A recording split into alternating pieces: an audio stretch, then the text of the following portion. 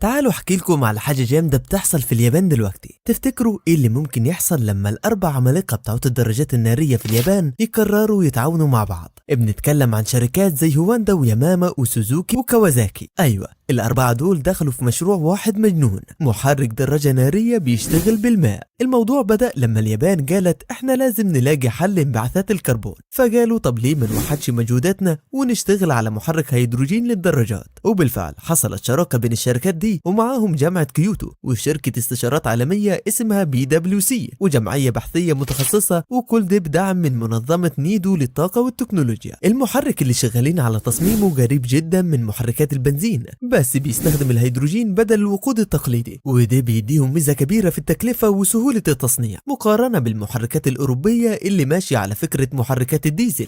واحدة من أقوى النقاط في المشروع ده هي الشراكة بين الصناعة والبحث العلمي والحكومة، يعني كل طرف عنده حاجة بيقدمها.